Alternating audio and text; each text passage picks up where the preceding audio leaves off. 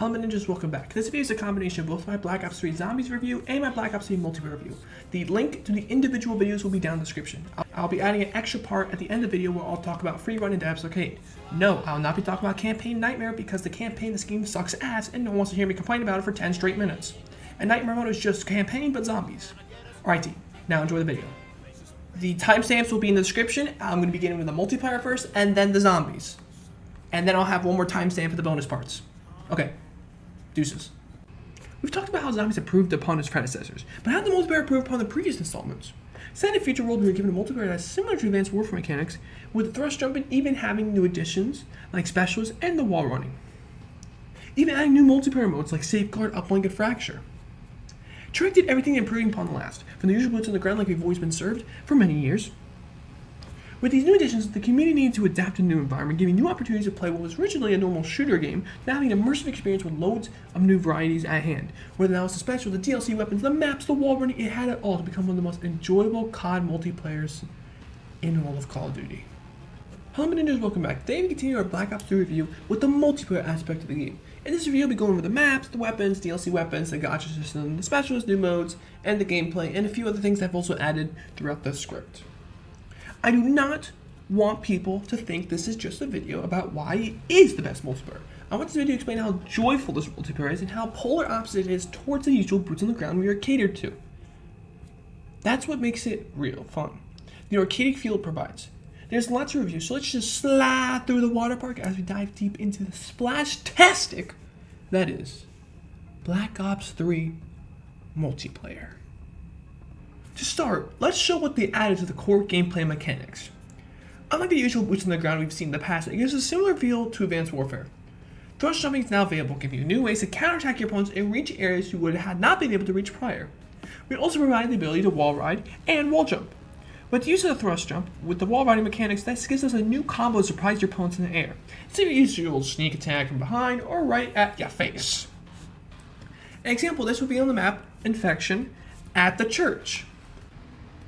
For boots on the ground, you would need to go to the back of the church, enter through the door, and surprise attack them from behind. Here's the issue with that. For one, people who are camping at the church on Infection are going to check the stairs regardless. They're going to check the window and then look behind them to make sure no one's going to surprise attack them.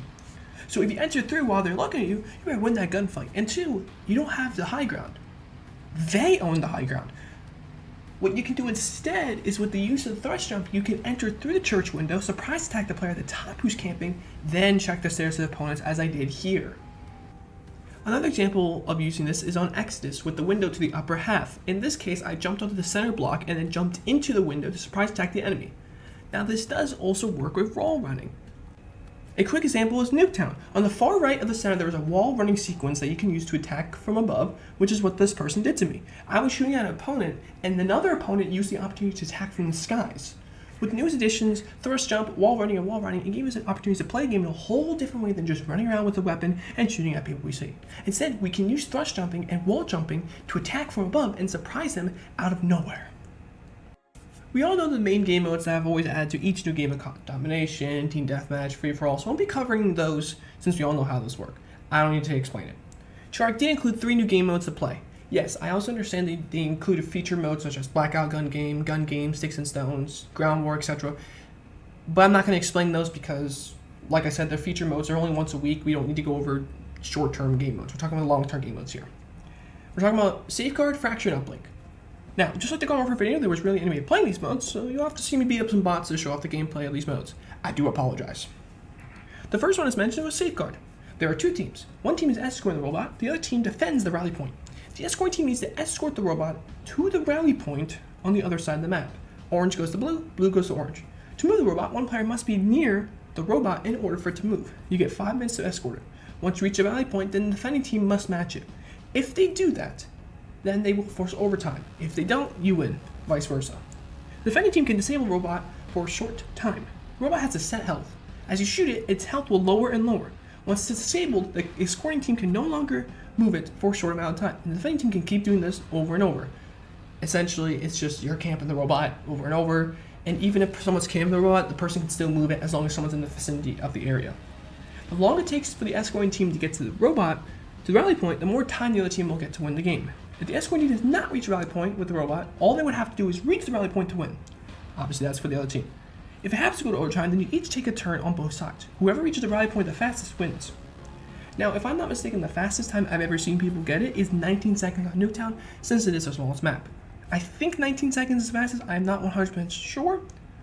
Someone let me know in the comments if it was faster. I think 18 seconds is possible, but like I said, I'm not too sure. Next up is Fracture. It's essentially kill confirm, but instead of confirming when you gain the dog tag, you need to go to the deposit zone in order for it to count. The more Fracture points you have, the more points you will earn essentially, and whoever has the most after 10 minutes is the winner. Pretty self-explanatory. Lastly is Uplink. It's a more fun version of Capture the Flag. Instead of grabbing a flag, you grab the uplink ball. In each team's base, there's a big orb. If you throw the uplink into the orb, your team will gain 1 point. If they carry it into the orb, they will then get 2 points. Whoever has the most in 2 rounds is the winner. These new modes give us a fresh vibe to the classic modes we all know and love. If you ever get bored of the classics, you can always hop onto these ones and enjoy jumping around and kneeing the ball into the end zone. Or escorting something to a rally point, or just killing it. Some people head down to the deposit zone camping. There's a lot of opportunities with these new modes. Now that we chatted about the new game modes and gameplay mechanics, let's dive into the specialists. There are 10 specialists in the game. Blackjack, Rune, Outrider, Prophet, Battery, Seraph, Nomad, Reaper, Spectre, and Firebreak. Blackjack we will go over when we talk about the gacha system, since it's tied into that. Let's go over each specialist with their weapon and ability. I shall name them now. Rune, Gravity Spikes, Overdrive. Outrider, Sparrow, Vision Pulse. Prophet, Tempest, Glitch. Battery, War Machine, Kinetic Armor. Seraph, Annihilator, Combat Focus. Nomad, Hive, Rejack. Reaper, Scythe, or Scythe, I still can't remember. Psychosis, Spectre, Ripper, Active Camo, and Firebreak, Purifier, and Heatwave. The one that I named first was the specialist weapon. The thing I named second was the specialist ability. These weapons or abilities can do unique things. One can make you go invisible. One can rewind you to a previous spot. One could stun the enemy. One could give you armor. And for weapons, one is a literal fire extinguisher. You can literally be Thor, a grenade launcher, and even a bow. Just to explain a few. This allows for more variety and arcade feel to the game. It's not just weapons now. It is the specials that bring the whole new take onto the game. Better be careful. You don't want to burn to death or get snuck up from behind. Even customizing your characters too gives a new variety towards who you want and what your specialist can look like. You can be an action figure. How awesome is that? The best part about the game is the weapons and the maps. Weapons first. There is no bad weapon.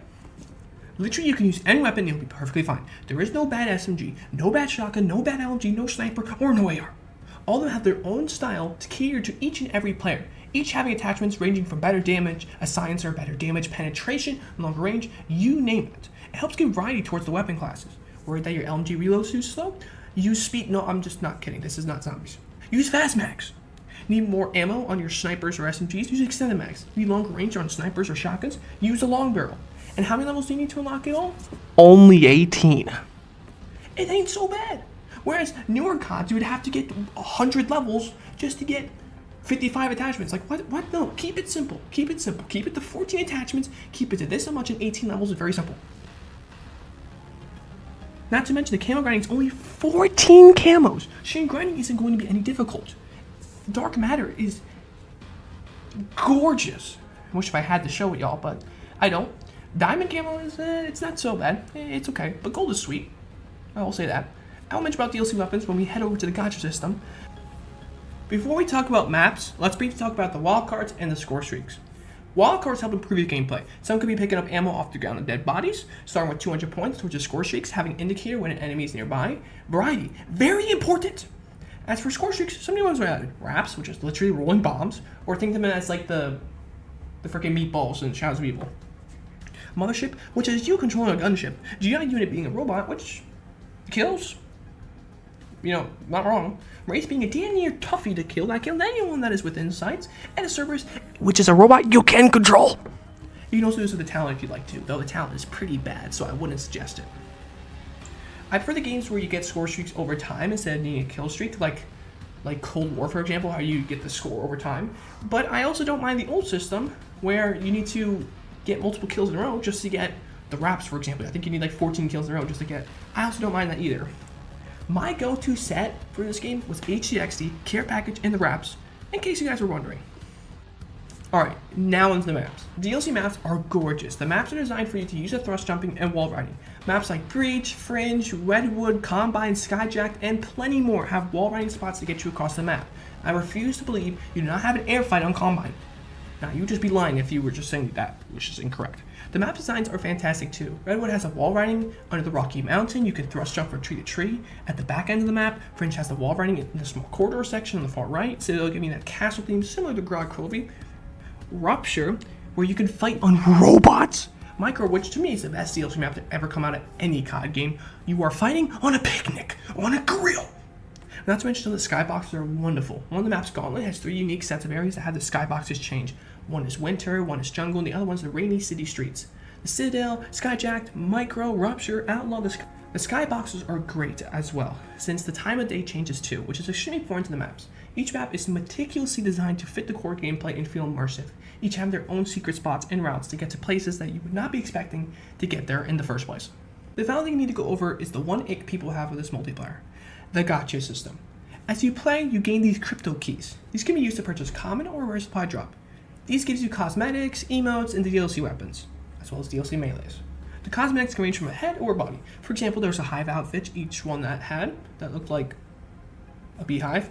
Or you could have gotten gestures or taunts. Some are fun, like digging up the grave, bowing down, playing dead, acting like a zombie. Just think of it as Fortnite emotes. First place taunts are fun if you have the specialist weapon ones like this. You won't escape the coming storm. Or this one. There's no escaping Outrider Overwatch. And lastly, this one. That's right. I'm your worst nightmare in the TOO. Now onto the DLC weapons. For you to get a weapon, you'll need to be extremely lucky on the drops just for you to get it. You all remember when Ali would be able to make a full-on 10-minute video just opening the drops to get the newest DLC weapons? That was how bad this could have gotten. Some people can get lucky on the first try, others, that's some pretty bad luck. Daily challenges would give you 10 crypto keys, and weekly would give you 30 and access to Blackjack. Blackjack, when used, every 5 kills it takes a specialist ability or weapon, whichever one you decide to pick.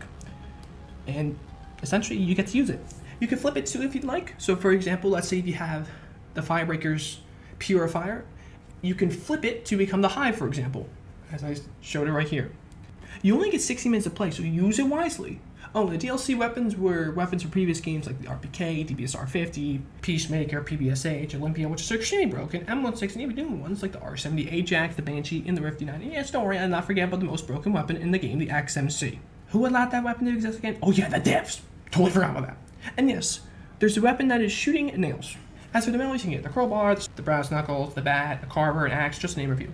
There are a lot of weapons, so if you just roll the gacha system, you'll probably get one in 50 tries. Yeah, that's pretty bad. But exciting when you finally get one. Yo, I just got the PBSH! Dude, I got the skull splitter.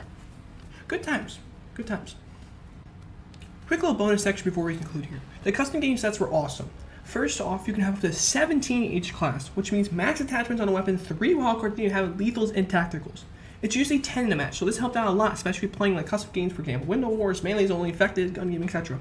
And there were custom modes made by the community you can download, so if you didn't have a DLC map and wanted to try it, you can! It was a great addition all around. Overall, the gameplay engine made it such a blast to play, whether that was exploring the wonderful detailed maps, fighting in the skies, unlocking new weapons, finding out glitches in Nuketown, grinding camos, playing with your friends. This game had it all to give a fun, casual multiplayer to play with your best friends. The maps, the modes, the weapons gave us a new way to play in one of the most enjoyable COD multiplayers to exist. Thank you all for watching. I hope you enjoyed the video. This is personally my favorite COD, but I have bias since it was my first ever true COD. My first COD was Modern Warfare 3, but all I played was the campaign. So, you know, vice versa, I guess. I don't really know what to say there. I remember hopping on parties, playing Window Wars, Melee's Only with the crew. It was a blast overall. I remember the hype behind Grog Crovey, Revelations.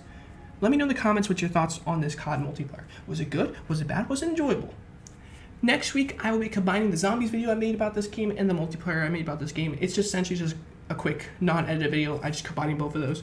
I'm going to be adding a part in the beginning mentioning, hey, this is a combination of both my multiplayer video and my zombies video. And at the end, I also will throw in like the speed running thing that was mentioned at the end, like the extras, because I do want to mention about that. And then Thanksgiving week is going to be a little bit hefty. Okay, so let me explain. So the 10 days, the last 10 days of November I am off because it's essentially my Thanksgiving break for college. So I'll have 3 videos up during that time.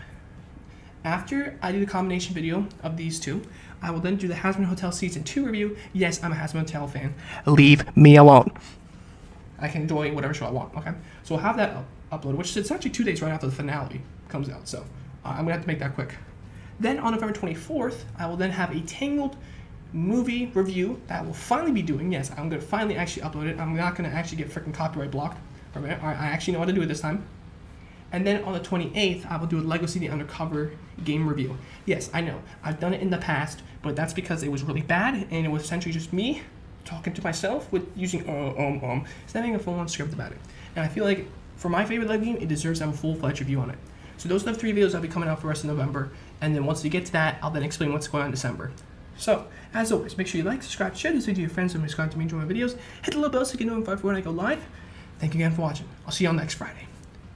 This is Ninja Jails signing out. Peace! After the resurgence of the latter half of Black Ops 2 Zombies, surely they continued this momentum into the 3rd installment. And boy did they deliver! Consistency after consistency. Masterpiece after masterpiece. Beauty after beauty. Everything was delivered. From the storytelling of each character, from the Primus crew and the Ultimus crew of each map, to the additions of Widow's Wine, Double Pack-a-Punch, giving you alternative new ammo types that we have never seen before, new wonder weapons like the Raygun Mark III, the Margle weapon, the bows, to the special weapons like the Apotheon Sword and the Annihilator, so much was added to further polish the COD Zombies engine. Even adding Gobblegums to further expand this immersive game that once was an extra mode for completing the campaign in World at War. So much was added to this game, and it is why it is known as the peak of Call of Duty Zombies. Hello my ninjas, welcome back. Today I'll be going over Call of Duty Black Ops 3 Zombies and how this game perfected COD Zombies in every step of the way. This is not a comparison about which COD Zombies game is better. No. This is about how this game and its additions perfected the COD Zombies formula by adding so many wonderful additions that even after 10 years, people still go back to relive the maps and relive the moments of excitement when we had Garage revealed, Horizon Jack revealed, Revelations revealed. These moments we cherish. But how did this game become regarded as one of the best COD Zombies games of all time? How did they improve upon Black Ops 2 Zombies? Well, today, I shall explain that. Each map will have a brief talk about the good and the bad and then what was added and how it further polished this game over time, slowly but surely. So enough talk. Let's dive into the wonderful beauty that was known as Call of Duty Black Ops 3. To begin, let's talk about what was added to COD Zombies in Black Ops 3. The things that were added were Gobblegums, Double Pack-a-Punch, giving you new alternative ammo types, Widow's Wine, special weapons, and unique exclusives in each map. Let's introduce our new additions with Gobblegums. In Black Ops 3 Zombies, they added a new system called Gobblegums. As you play a match, you will earn a liquid divinium. These can be exchanged for a roll on the Dr. Monte's factory machine. You can exchange 1, 2, or 3 liquid diviniums. Obviously, 3 is the best value because if you do 1 or 2, you won't get the second, the third, etc. This will then roll and will give you random Gobblegums. These are essentially perks that you can use while you play. No, not the bottle perks that you drink for, benefits, alright? Calm down.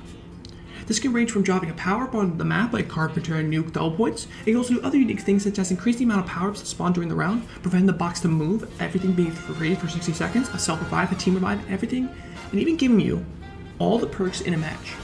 These Gobblegums provide a new take on the classic Zombies mode and improving it by giving you a chance to use them while you play.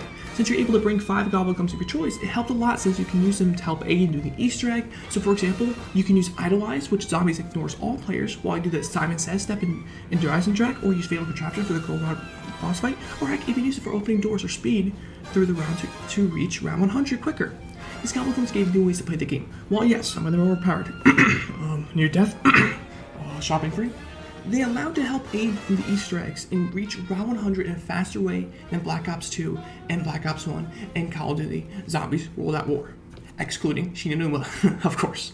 Double Pack-a-Punch allowed for new ammo types, giving weapons new opportunities to shine. Even the really bad ones like the Gorgon and the Pharaoh can be really good because of the alternative ammo types. Blast Furnace burns the zombies, Deadwire Sentry being electric cherry for guns, Fireworks being the explosive gun firing type, Thunderwall blowing zombies away, and Turned, making a zombie fight for his fill zombies for you. These ammo types give a new way to reach further rounds easier than ever before and allowing for more replayability.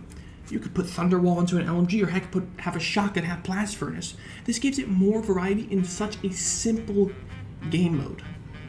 The last things were added were things that's specified for each map, which we call exclusivity. They are things that only go towards that map. So let's briefly talk about what each map gave us to make this game even better. Remember, this is not about a review about each map specifically, alright? This is about an overview of the game, okay? We're gonna briefly touch things on the game that made it so much fun and so much replayability. We begin with Shadows of Evil. What did they add? They added the Apothecant Sword, being a specialist weapon, which continued to appear in the other maps, you know, with Dress Jack, you had the bows, for example, Giant, you had the Annihilator, you had the Skull, and Zetsubo, like you guys get what I mean. You had Widow's Wine, which was a better version of Junk, you guys have already seen gameplay of it. And they also added the Bootlegger, which was a very all-around solid submachine gun, though you do run out of ammo very quickly, so I advise you get some, you get ready to go to that tram area and stay there for a good while. The jazz music, the beast mode, the characters, the Pack-a-Punch camo, the Easter egg, all of this created the beauty of Shadows of Evil. It quite literally aged like fine wine. I mean, I'm not wrong, right? People hated the map in the beginning, and now people loved it. It's regarded as one of the best COD Zombies maps of all time. And you can see how much effort and determination and commitment they put in this map. Every single sub-district has so much care given to it. It is awesome. And for the people who did not enjoy Shadows of Evil for the complexity of it, you had the Giant. The Giant allowed for the casual players who didn't like the layout and the hardcore vibes that Shadows of Evil was giving off. It gave a map that people knew. It gave the similar vibe of Derice. It was essentially just Derice but remastered. So people knew already, oh, okay, 3 teleporters, Pack-a-Punch, easy enough. Just go grab some perks and call it a day. It's an easy setup one. The catwalk is so reliable as a camping spot. Same with the Pack-a-Punch area. That was what's awesome about the launch of the game. If you didn't like Shadows of Evil and wanted to have a more chill, relaxing session of zombies, you had the Giant. While if you wanted a more immersive feel that is similar to Mob of the Dead, you can play Shadows of Evil. It catered to every single type of zombies player, and then we rolled right into Horizon Track, which continued the beauty of this game. DE was star of the storyline. You can sacrifice each member of the Ultimate's crew in order to save this nightmarish realm. The map gave you the bows, which was just like the Origin staffs. You feed the dragons, which was just like Mob of the Dead dogs. You see the similarities here? Alright, you see them? Whether it was the Fire Bow, the Void Bow, Lightning Bow, or Warp Bow, it gave a way to dominate the playing field in a fun manner. It also catered to casuals since the layout was so easy to understand. Open a couple doors, teleport the Pack-a-Punch pieces to be able to pack and give souls to the dragons, and bam, there's your bows. Now you may say, oh, the bows are too difficult to make. Yeah, for the Fire and the Void Bow, which as a pro Fire Bow creator, okay, one who loves the Fire Bow, thinks, I don't know, I just really enjoyed the bows. Guys, the Fire Bow is actually not that difficult to make, okay? It really isn't, okay? Just know how to hit your shots, please, alright? I get the Void Bow is a little bit difficult, but just activate Crawl Space and you'll be perfectly fine, okay? And if anything, those are literally the 2 worst bows to try round 100 on or do the Easter egg with, okay? All you need is either the Wolf Bow or the Lightning Bow and go hit round 100. Heck, nowadays people even use the Wolf Bow to hit round 100, alright guys? So it's not that difficult, okay? For the Lightning Bow, just hit the campfires, head down to the Undercroft, do some wall running, collect some souls in the urns, hit the campfires again, and then bam, you got yourself a Lightning Bow. Like guys, it's not that difficult. Even if you don't want to do the bows, you could still do just as fine with the ammo types. That's what's great about this map in Origin. You don't need to go for the bows, you don't need to be super precise, need to save the zombie. Nah. You can just double pack a weapon and be just as fine. Go pack a bunch of KRM, go get Dagon's Glare, go get yourself Deadwire, and you'll be perfectly fine. Go get DM8, go get a simple weapon, go get the RPK. The RPK was added to this map. That's all you literally need. Go camp by the quick revive. You will be fine. Simon says it's easy enough. The items are easy to collect. The boss fight is awesome. The Easter egg is not that difficult to do once you do it a couple times over. It also gave us, like I said, the boss fight, amazing feel. Like the first ever true boss fight ever in a COD Zombies game. That's how revolutionized this map was for everyone, because of how well it was designed and how important it was to the COD Zombies storyline moving forward. What came next was Zetsubo no Shima. While people do think this was the worst map in Black Ops 3 Zombies, that does not mean that the map is any good, okay? Because people say this is the worst, this does not mean that they give it like terrible ratings as freaking like Die Rise or like freaking Transit, for example. No. It's because of how good the other maps were. Okay, Revelations, Gold Rod, the Zombie Chronicle maps, Shadows of Evil, Giant. Like, it's just so difficult to try and go up against those specific maps because of how well they were built. Zetsubou gave you many things to do though, okay? You can do the skull, you can do the challenges, you can do Easter egg, you can get the KT4, you can grind some liquid diviniums, because this has literally the one map where you can grind liquid diviniums, just stay inside the starter room and grind until round 7, and then spam by ammo the RK5. It gave a lot of variety, and while yes, it can be tedious at times, I get that. It does provide a lot of enjoyment with a full group, and not to mention the map is beautiful, one of the best looking maps in all of COD Zombies. And the ending cutscene too, oh, absolute perfection, you just love to see. And you're fighting a freaking spider. You fight a spider in this, oh my, oh, holy peak, bro.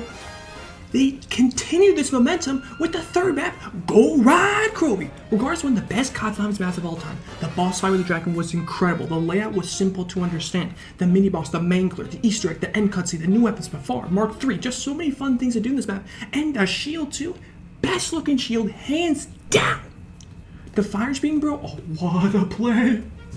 The drones and this map too, oh, all the dog rounds that we've seen before during like every 5 to 7 rounds, they've always been the ground troops, you know, it's been the dogs, but it's always been just the wolves and the hellhounds.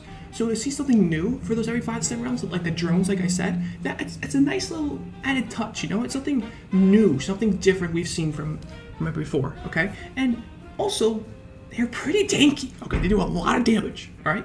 And also, this is one of the most difficult maps to reach around 100. So if you want a challenge for the Black Ops 3 engine, I would do this one. And there's also a lot of training spots that gives you a way to high round, and it's just beauty after beauty, like I've said.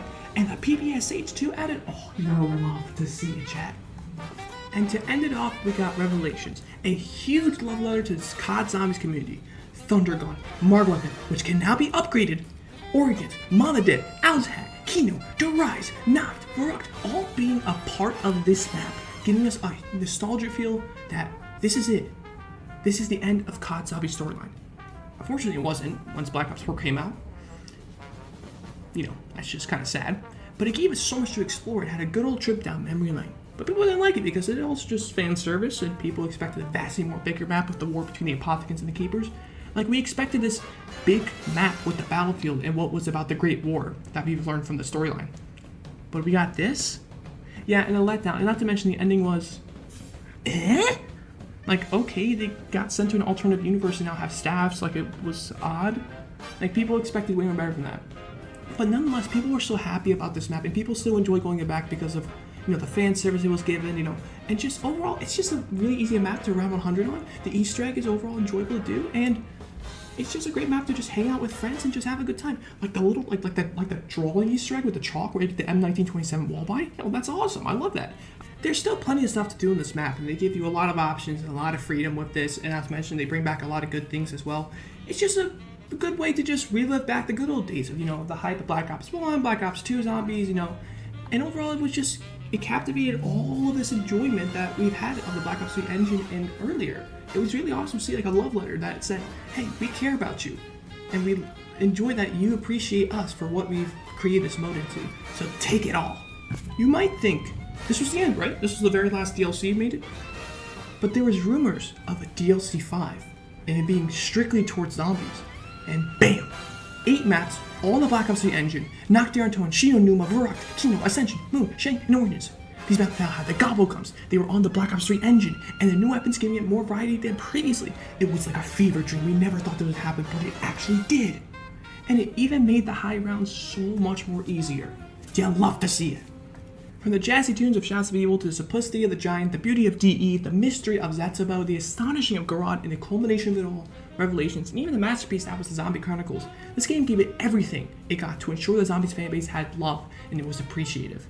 It was love letter to caring about them for so many years. The ammo types, the special weapons, the Easter egg, the music, the layout, the art style, the Gobblegums. All of it creates what is known as the peak of COD Zombies. Banger after banger. Thank you all for watching. I hope you enjoyed the video. This wasn't about if one game is better than the other. This was about how amazing each map gave to us in terms of enjoyment and storyline. It catered to all players, whether it was the hardcore fans, the casuals, or the story enjoyers. It had it all. Next, we're going to take a break from talking about Black Ops 3 and heading over to a game I should have made a long time ago when I was available to play.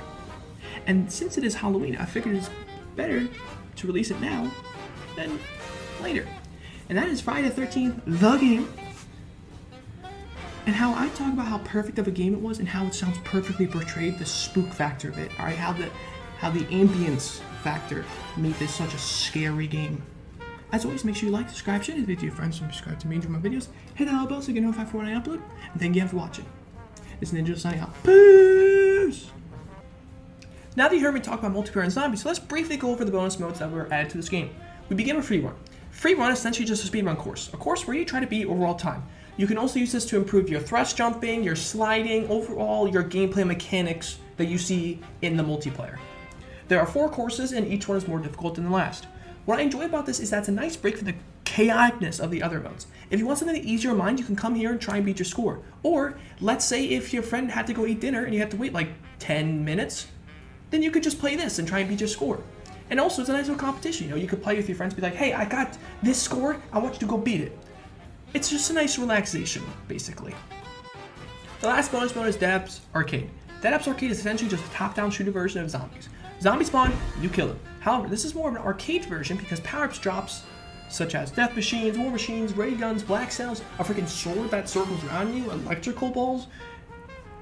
It's just a big arcade mode. It's like you're playing a like an arcade machine, basically what I'm saying. You complete rounds as you venture closer and closer to fight the silverback gorilla. The story here is that the silverback gorilla took your chicken, and now you need to go save your chicken. And yeah, that's basically what they explained it there. Some rooms may be a challenge room, others may just give you rewards.